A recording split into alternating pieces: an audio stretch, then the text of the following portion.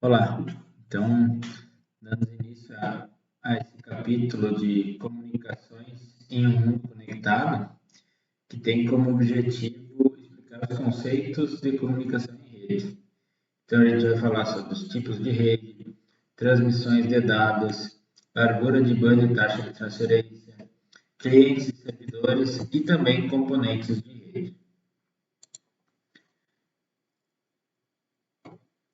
Então, hoje a gente sabe que tudo está online, né?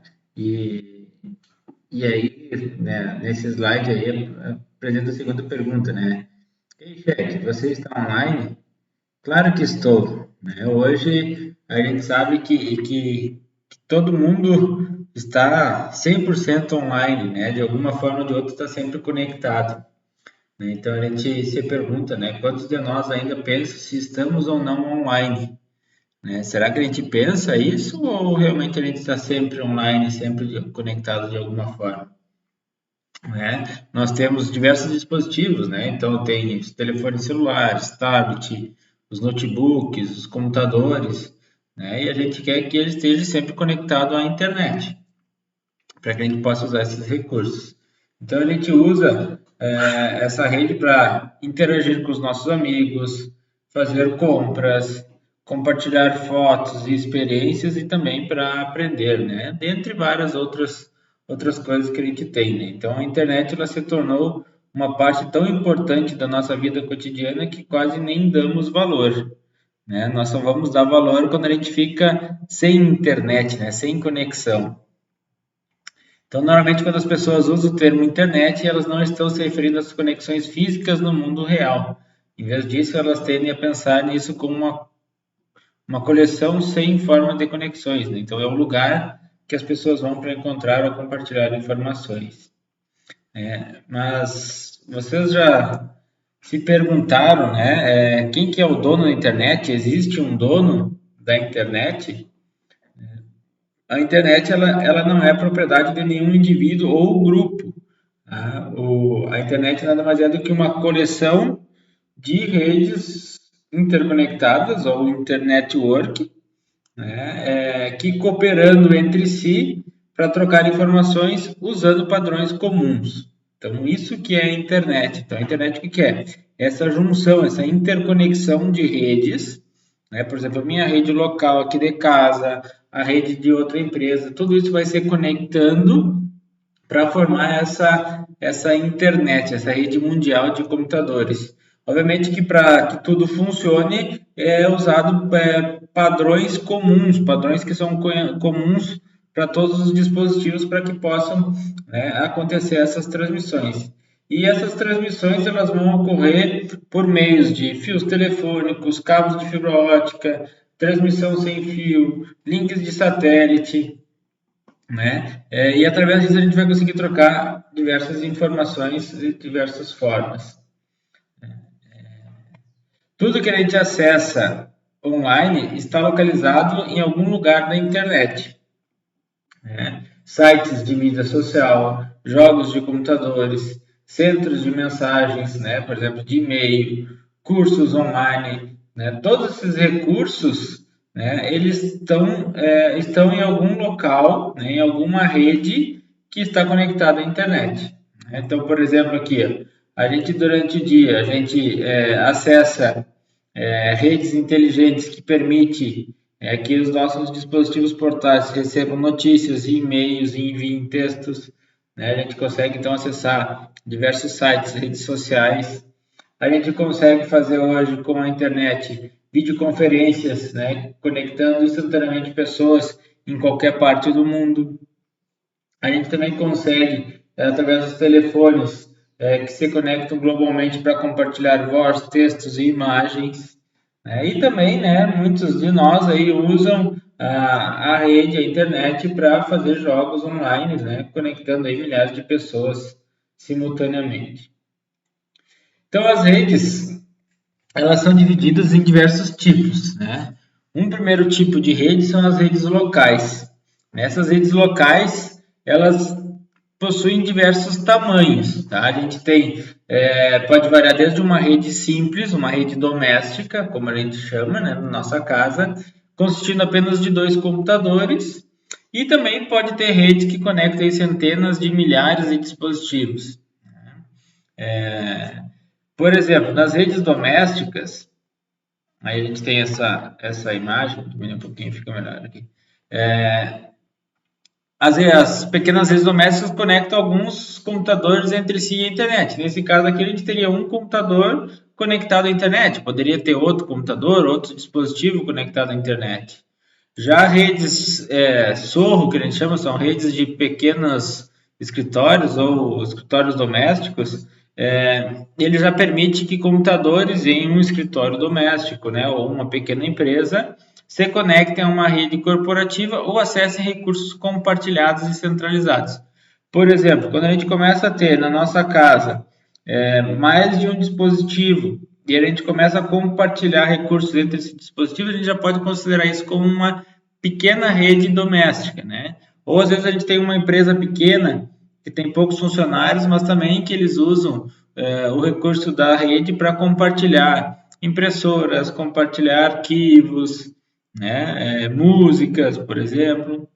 E aí depois a gente tem as redes de médio a grande porte, que já são redes usadas por empresas, escolas de maior porte, que aí vai ter muitos locais, né, com centenas ou milhares de hosts. Hosts quer dizer o quê? Dispositivos, né, interconectados. Aqui a gente tem um exemplo de um prédio, né, 3 andares e diversos computadores, né, então representando aí uma empresa já maior, né, que tem uma rede mais estruturada. E aí a gente tem a rede mundial, né, que é a internet, que vai conectar todos esses tipos de rede que a gente viu, né, formando então a nossa internet.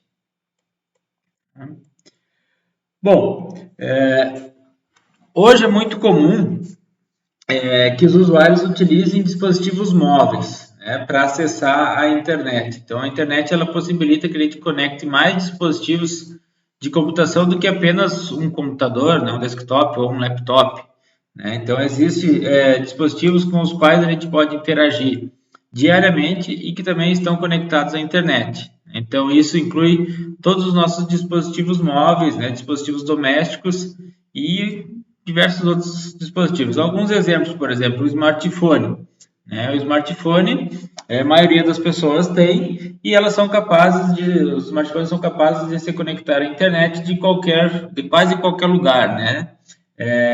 Eles combinam as funções de muitos produtos diferentes. Por exemplo, ele funciona como telefone, ele funciona como câmera, ele funciona como um receptor GPS, um reprodutor de mídia e também com um computador, né, com tela de toque. Né? Então a gente consegue fazer várias funções através do smartphone, inclusive fazer ligação, né? Os tablets, né, que também como os smartphones, têm a funcionalidade de diversos dispositivos. Por ele ter uma tela maior, né, ele fica mais fácil a gente assistir vídeos, ler revistas ou livros, né? E como tem a opção de ter o teclado, também consegue fazer, enviar e-mail, né, navegar na internet. Também a gente consegue fazer no smartphone, né? Então, o tablet apenas dá uma tela maior, aí, praticamente com os mesmos recursos, né? Hoje a gente tem, por exemplo, relógios inteligentes, né, os smartwatch, que se conectam a um smartphone para fornecer ao usuário alguns alertas, algumas mensagens, né? Então, também esses smartphones, esses smartwatches, eles também têm as funções normalmente de monitoramento de frequência cardíaca, contagem de passos, né? E consegue fazer esse monitoramento aí da saúde do usuário. Hoje a gente tem ainda não muito popularizado, mas já existe, né, os óculos inteligentes, como o Google Glass, né, que tem uma telinha minúscula e que vai exibir informações para o usuário enquanto ele consegue aí, visualizar o restante das coisas. Né? Então, aí são alguns exemplos de dispositivos móveis que fazem acesso às redes, né, e provendo comunicação. Hoje também está muito comum nós termos dispositivos em casa que estão conectados, né? Então, muitas das coisas que na sua casa também podem ser conectadas à internet para que possam ser monitoradas ou configuradas remotamente. Por exemplo, Sistemas de segurança. Muitos itens na nossa casa, como sistemas de segurança, iluminação, controles de clima, né, eles podem ser monitorados e configurados remotamente por um dispositivo móvel, né? Basta que ele tenha acesso aí à internet e a gente consegue ver, né? Hoje é muito comum, por exemplo, residências, empresas ter câmeras de vigilância dentro e fora da sua casa, da sua empresa, e tu pelo celular, por qualquer navegador, tu consiga acessar as imagens daquela câmera e ver o que está acontecendo, né? Hoje é muito usado também quem tem criança em casa, né, para monitorar essa criança quando está no trabalho. Hoje já também existem diversos eletrodomésticos, como geladeiras, fornos e lava-louças, né, que podem ser conectados à internet. E isso vai permitir que o proprietário ligue ou desligue, monitore o status desse aparelho, né, também seja alertado, né, sobre condições pré-definidas. Quando, por exemplo, a temperatura na geladeira, né, sobe acima de um nível aceitável, pode ser gerado algum alerta. E aí, uma coisa muito comum, né, nossas Smart TV, que se conectam à internet para acessar o conteúdo sem a necessidade de um equipamento de um provedor de serviço, né, de TV, por exemplo. Eu posso assistir uma Netflix pela nossa Smart TV, eu posso acessar o YouTube, posso navegar, posso escutar música, né, posso mandar e-mail, posso acessar uma rede social pela nossa TV. E também, né, os diversos consoles de jogos aí que também se conectam à internet para que tu possa baixar e jogar online com seus amigos. Outros dispositivos que a gente tem conectados, por exemplo, né, os carros inteligentes. Hoje, muitos dos carros modernos já podem se conectar à internet para acessar mapas, né, conteúdo de áudio e vídeo ou informações sobre um destino. Então, a gente pode enviar mensagens de texto ou e-mail, né, quando tem uma tela interativa aí que a gente consegue fazer, né, e diversas outras funções aí que os carros hoje já possibilitam. A gente tem as tags RFID, né, que são etiquetas de identificação por radiofrequência, que a gente pode colocar em qualquer objeto para a gente poder rastrear eles, né, ou monitorar, né, e aí a gente pode montar sensores para muitas condições. Por exemplo, já tem alguns supermercados que estão implantando os RFIDs nos produtos, e basta tu colocar dentro do carrinho, quando tu passa no caixa ele já faz a soma de tudo, né? E baixa do estoque, faz todas as operações. Em bibliotecas é muito comum tu ter os livros, né, para te identificar qual é o livro e saber se ele está emprestado ou não. Nós temos sensores e atuadores que também pode fornecer diversos tipos de dados. Por exemplo, nessa imagem a gente tem dentro de uma estufa semi-hidropônica de morangos, onde a gente consegue monitorar temperatura, umidade, velocidade do vento, pressão barométrica, umidade do solo, né? E esses atuadores eles podem ser acionados automaticamente com base nas condições atuais, né? Então ele pode receber informações desses sensores e mediante essas condições ele pode ligar ou desligar a rega, né? Fazer a irrigação, né? E isso pode ser enviado para a internet e a pessoa monitorar e visualizar os dados que está acontecendo dentro da sua estufa, né? E existem diversas aplicações aí acontecendo. Também temos diversos dispositivos médicos, como marca-passos, bombas de insulina, monitores hospitalares que fornecem aos usuários ou profissionais médicos feedback direto ou alertas quando os sinais vitais estão em níveis específicos, né? Então, também são coisas aí que já estão muito em uso, né?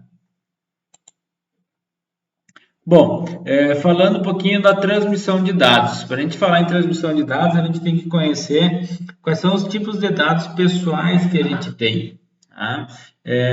Ouvimos falar de dados o tempo todo, né? Então, dados de cliente, dados pessoais, dados de saúde, dados de censo.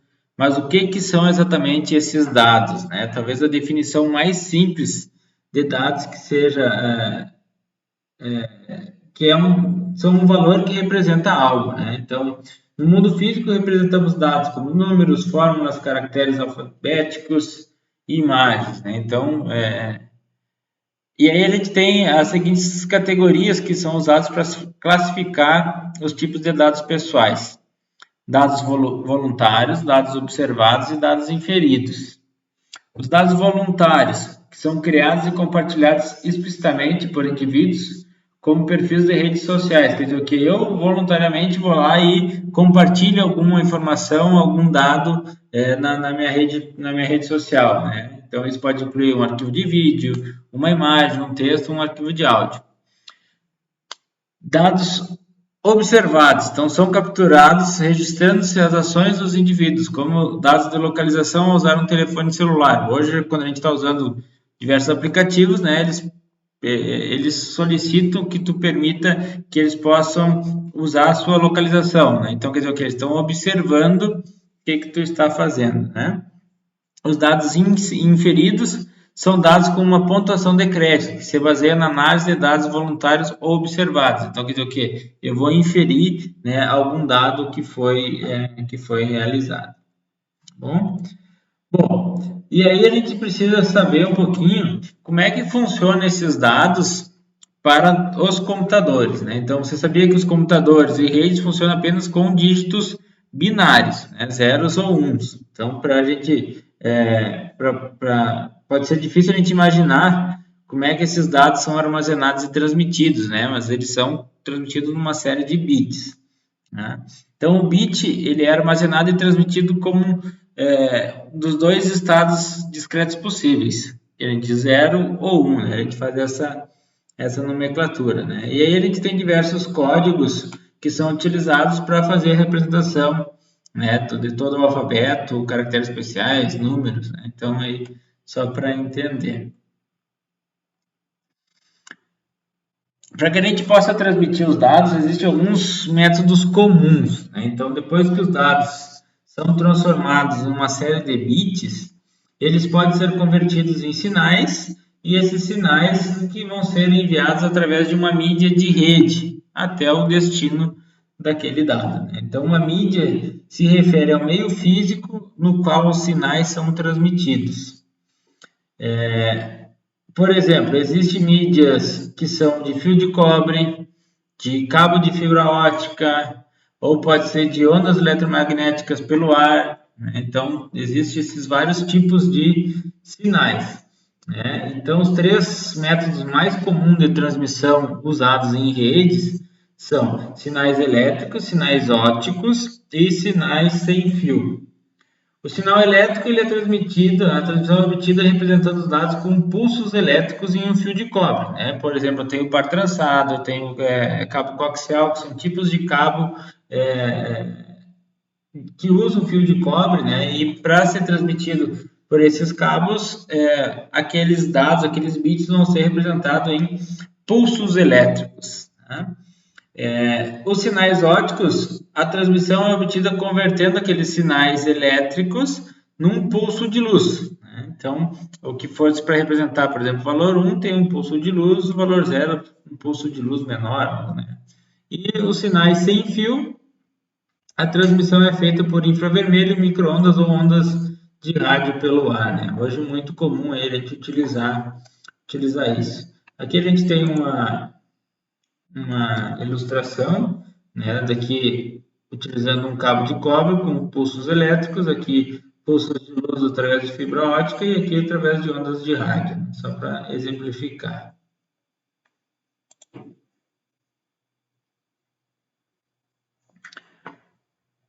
Quando a gente está falando em transmissão de dados, tem dois termos que é muito utilizado e que às vezes ocorre alguma confusão, tá? Que é largura de banda e taxa de transferência, ou throughput, né? Então, largura de banda, né? Para vocês entenderem. Para a gente fazer um stream de um filme, né? Quer dizer, o quê? Ficar assistindo um filme online, conectado. Ou jogar, né? Com um jogo de multijogadores, requer conexões rápidas e confiáveis. A gente sabe, se a gente estiver jogando e tiver conexão ruim, vai ficar travando e a gente não vai conseguir jogar. Mesma coisa para assistir alguma transmissão, né? Então, para suportar esses aplicativos de largura de banda alta, né, às vezes deve ser capaz de transmitir e receber bits a uma taxa muito alta. Então, Diferentes meios físicos suportam a taxa de transferência em velocidades diferentes. Essa taxa de transferência de dados é geralmente discutida em termos de largura de banda e taxa de transferência. A largura de banda é a capacidade de um meio de transportar dados. Então, quanto que eu consigo transportar naquele meio?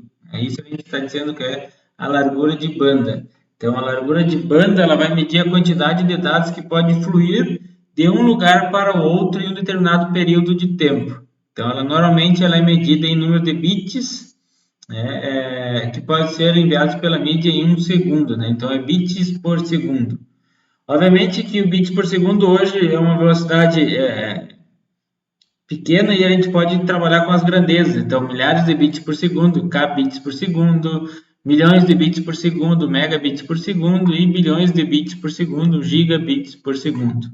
Tá? Reforço para o formato de representação, tá? É BPS minúsculo, quer dizer bits por segundo. Então, cuidem, é bits, não é byte. Então, aí a gente tem uma tabelinha, né, com as unidades de largura de banda e a sua abreviação.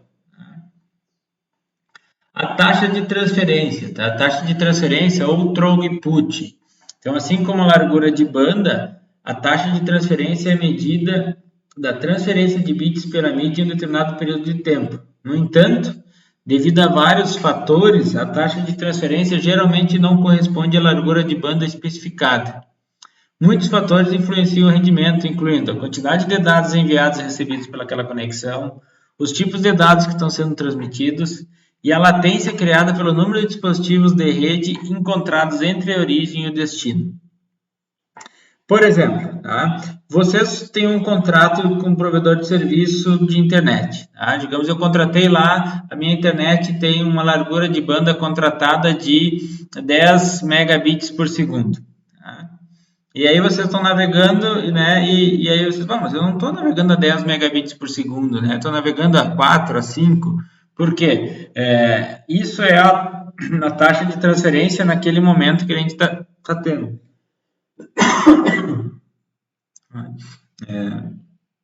Por quê? Porque, de repente, a conexão que eu estou fazendo com o meu destino tem vários dispositivos no meio. O tipo de dado, por exemplo, que eu estou transmitindo pode ser um dado mais pesado, como a gente diz, né? E a quantidade de dados naquela conexão também pode ser alta.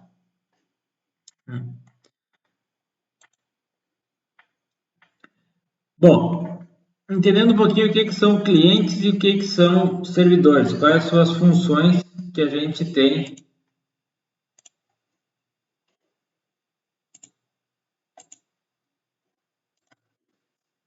quais são as funções de clientes e servidores, né?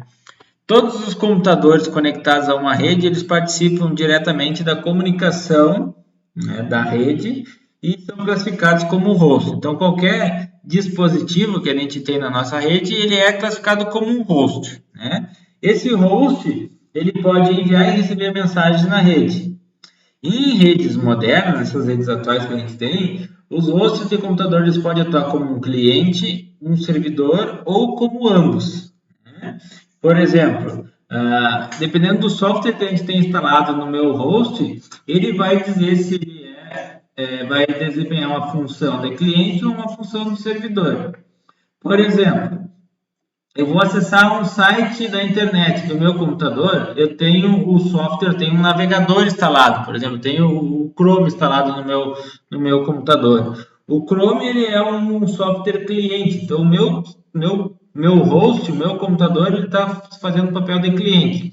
E eu estou acessando um site que está hospedado num servidor. Lá nesse servidor eu vou ter uma aplicação, que é o meu servidor web, que vai armazenar as páginas que vai ser solicitado pelos clientes. Então, o computador está trabalhando como cliente, que está fazendo uma solicitação, e o servidor está trabalhando como função de servidor, por causa do software que ele tem. Né? E aí a gente tem diversos tipos de serviços aí que podem ser trabalhados em relação a isso. Uma rede ponto a ponto. Tá? Aí a gente tem uma divisão de redes cliente-servidor e redes ponto a ponto. A rede ponto a ponto, ele vai utilizar softwares cliente e servidor que geralmente são executados em computadores separados, mas é também possível que o computador execute tanto o software cliente como o servidor ao mesmo tempo, né? Em pequenas redes, principalmente, né? Em pequenas empresas ou em residências, muitos computadores eles funcionam como servidor e como cliente na rede, né? Isso a gente chama então de um tipo de rede ponto a ponto, ou rede P2P.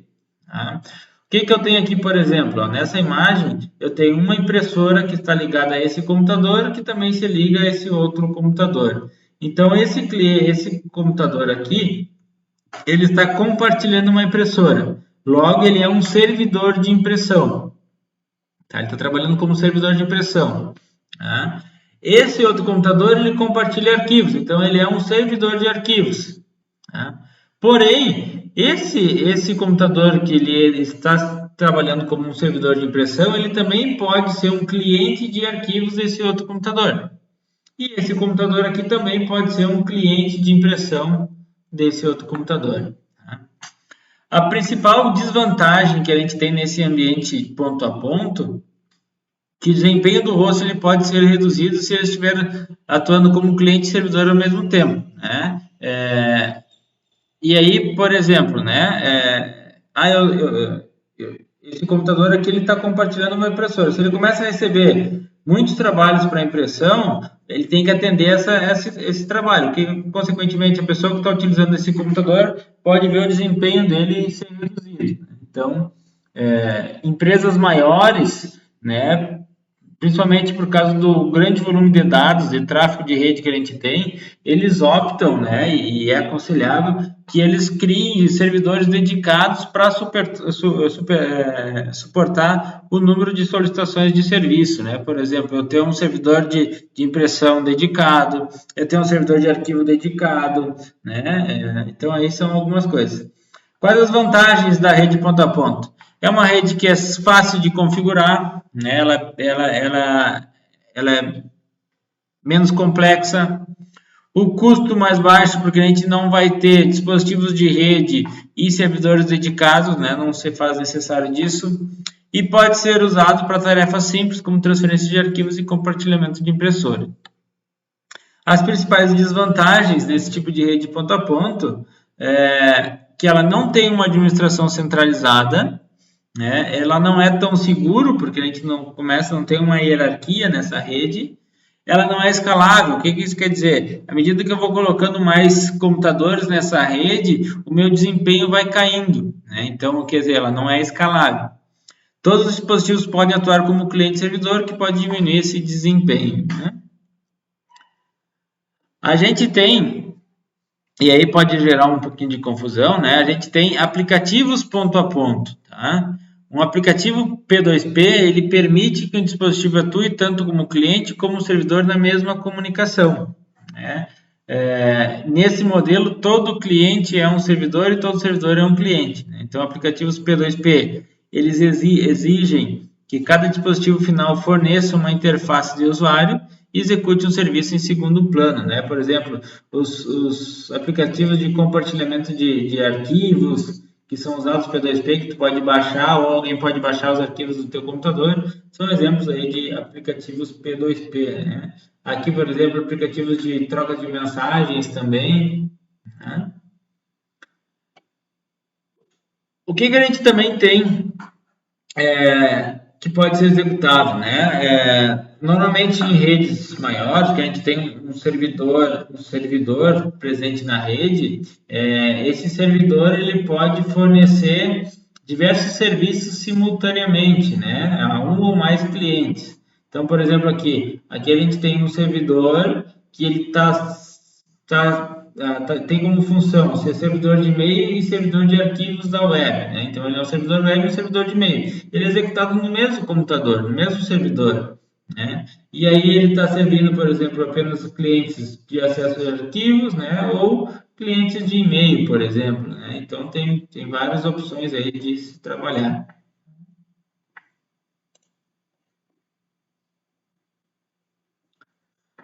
Conhecendo um pouquinho da infraestrutura de rede. Então, a gente já falou em hosts, né? E a gente sabe que o caminho que uma mensagem percorre da origem até o destino pode ser tão simples como um único cabo conectado ligando um computador a outro, ou ele pode ser tão complexo que se estende aí pelo mundo todo, né? Então, essa infraestrutura é a plataforma de suporte da rede, né? Então, ela fornece um canal estável e confiável através do qual nossas comunicações podem ocorrer. Então, nessa infraestrutura de rede, a gente contém 3 categorias de componentes de hardware que a gente vai conhecer. São os dispositivos finais, dispositivos intermediários e as mídias de rede. Dispositivo final é o que vai ficar nas pontas da minha rede. Tá? Vai ser ligado um cabo final àquele dispositivo. Por exemplo, um computador, né? Um laptop, uma impressora de rede, um telefone IP, um tablet, um terminal de telepresença. São exemplos de dispositivos finais. Né? Poderia ser uma câmera de vigilância, né? Dispositivos intermediários são dispositivos que vão interligar dispositivos finais ou outros dispositivos intermediários. Nesse caso, normalmente ele vai ter mais de um cabo chegando até esse dispositivo. Então, eu tenho roteadores sem fio, switches LAN, roteador, switch multicamada, dispositivos de firewall. Então, são alguns exemplos de dispositivos intermediários e que o formato que eles são usados para ilustrar eles, né? E as nossas mídias de rede, que é por onde essa transmissão vai acontecer, a gente representa a mídia sem fio nesse formato de ondas, uma mídia LAN através de um risco apenas, né? Como se fosse um cabo, e uma mídia WAN que vai ligar a grandes distâncias, né? Seria um raio. Então, aí a gente tem esses nossos dispositivos. Né? Então, os dispositivos finais com os quais as pessoas estão mais familiarizadas são chamados então de dispositivos finais ou hosts, né? Então esses dispositivos formam a interface do usuário com a rede. Então é o dispositivo que o usuário vai utilizar, né? Computadores, impressora de rede, telefones, câmeras de segurança, qualquer dispositivo móvel, né? Faz parte desses dispositivos finais. Então, o dispositivo final ele sempre é a origem ou o destino de uma mensagem que vai ser transmitida pela rede. Né?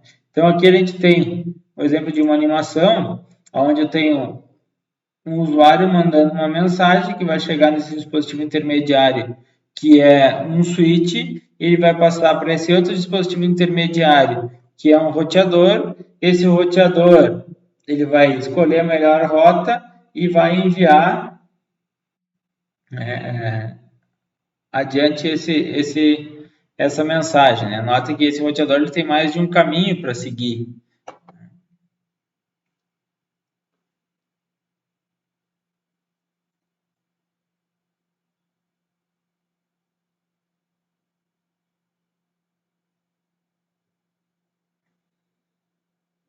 Escolheu o caminho, chegou a outro roteador, esse roteador manda para o switch e o switch vai chegar no usuário final, lá no meu destino, né, num outro dispositivo final. Então, notem que todos esses dispositivos que estão no final da minha rede aqui são dispositivos finais. Eu tenho um servidor, que é um dispositivo final, eu tenho aqui 3 PCs, tá? E um telefone sem fio. Todos esses aqui são dispositivos finais. Mesma coisa acontece nessa outra LAN aqui, né, que são dispositivos finais. Esses 2 switches são dispositivos intermediários, esses 4 roteadores também são dispositivos intermediários.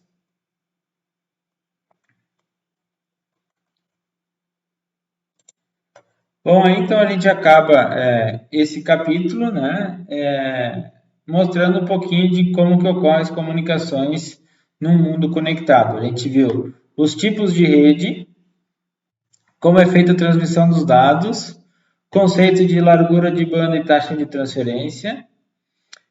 Falamos sobre clientes e servidores e também sobre componentes de rede.